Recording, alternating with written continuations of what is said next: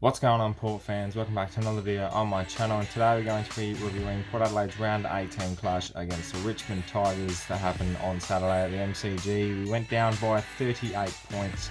A pretty disappointing game of footy in the end. Unfortunately, didn't get the job done, and hey, the hoodoo's broken. No more inconsistencies with the win-loss, but that's two on the trot now that we've lost in probably games that we should have performed a little bit better in. But nonetheless, got to review it, have a look at the game and see how it went wrong for Port Adelaide and how we can improve for next week. Yeah, the hoodoo's officially broken, which for some fans I guess it would be a little bit pleasing considering that now we can be consistent, but it was just for the wrong reasons. And I think, yesterday's performance at the G was just something where we weren't really in it, but we weren't really out of it. And it was, those types of performances where Port Adelaide seemed to get themselves in a little bit of a pickle. The usual suspects performed pretty well, and the rest just couldn't come along, and Richmond were just too good in the end. We just aren't good enough at the moment. I think that's got something to do with the inconsistencies that we've had. The mentality of players is kind of shot. The confidence isn't really there, and I think the main thing now is with 5 games to go and we're a game out of top 8, a bit of percentage as well, would probably mean unlikely to make finals. Probably have to win 4 out of the last 5 to even have a look in.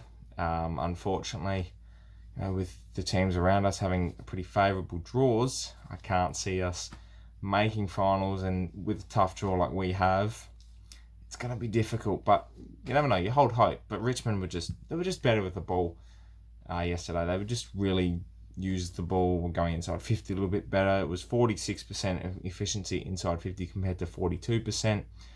We have no forward structure, so we're bombing it on top of Charlie Dixon. We're not utilising our opportunities, and every time we do get an opportunity inside 50, whether it's a set shot, run on goal, or any other opportunity we have, we don't take that. We had easy set shots yesterday. We didn't have many shots on goal. I think we had 19 in total. But we just didn't take our chances. A couple of them were fairly easy, and the scoreline probably showcased how far the teams are apart. And being at the MCG, it was kind of a difficult task to play in-form Richmond, who are pushing very quickly for a top 4. They are coming, the Tigers. They have all their strides are hitting really well at the moment. You've got the key forwards of Tom Lynch and Jack Riewoldt hitting their targets, hitting their strides.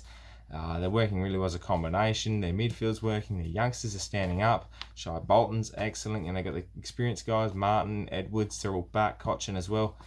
And they're just, they're that team that it's always hard to beat, and especially at the G. It was a daunting task to begin with, and I think, to let them get the 3 easy goals at the start was a little bit disappointing. We talk about our starts really quite a bit, and we couldn't. Again, we get off to a slow start. We came back with Zach Butters kicking a couple of goals, but it was just, we were just chipping away the whole day, and it was 2, 3, 4 goals the whole time, and then the damn burst, getting out to 42 points, and it was just unfortunate. I think the lethargic effort that we had is probably due to that mentality as I stated before, but also a bit of tiredness kicking in now. The youngsters are just starting to feel it a little bit more, and you might have to look at someone like a Rosie and Butters even getting another rest just to freshen up. Last couple of games of the year, they can really go hard at it. I know Ken Hinkley's pretty stubborn in the fact that if you're going to get dropped, you're going to get dropped based on form. But I think the kids, they haven't quite hit their stride at the moment. Especially Rosie's starting to look a bit tired, and that's probably due to a bit of the drying up of the supply coming inside 50 and bombing it on Dixon's head. That's not a forward line plan.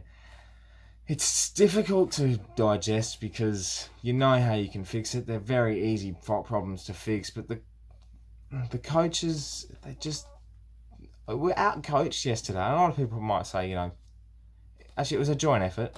There wasn't a lot of people that really stood up. There was a few that did the job really well. DBJ, Dersman was really good. But Boak, as again, one bloke that I really want to mention is Carl Amon, the most improved player on our list this year. He's been awesome, best on ground for us personally as a team yesterday, and I think that's due to his hard work, his commitment to the club, He's out of contract, so he's probably the most important player on the uncontracted list to get signed, because his run and carry is so important to our team now. And he uses the ball really well. He's hitting the scoreboard yesterday, 2 goals, both snaps, both out of the contest goals, which is something we lack. And when he's doing that, our team's a 10 times better side. And I can't believe a few people wouldn't even agree with this still. Some people still, use him as an easy target to be dropped. He's becoming a personal favourite. I love seeing him continually improve every week. And I'm glad that he's starting to showcase the potential that he has. Just want to touch on a couple of things that are controversial. We all saw the game. We all know that, how we lost is basically the same way we lose every week. So reviewing it is becoming a bit of a copy and paste type effect. Richmond were just better with the ball, turnovers. But there's one thing that really stood out to me, and a lot of people are whinging, complaining, and giving their 2 cents about, is Dersma's bar and arrow. Now, for me as a kid, he's entitled to do what he likes. He's got the opportunity to play AFL footy. He kicked a goal at the time of the game, which was important to us. We got within 3 goals again. He's trying to spark his team. He's done a perfect bar and arrow, a great mark beforehand, a great set shot goal. He has every right to do that. I understand there's a time and a place, but he picked the perfect time and perfect place to do it. Nothing better than being a 19, 18-year-old kid at the MCG in front of opposition fans playing footy, your dream, and you've kicked a goal. And people are judging that. I don't see anyone that's judged it as bad, right? Anyone that's judging it bad, they're just jealous they don't have that opportunity. Simple as that. Well done, Xavier. You continue to do that bar and arrow, mate, because that is a great sight for us Port fans. We love it. There's t-shirts made about it. There's fans that enjoy it. There's a page somewhere on Facebook that's dedicated to it.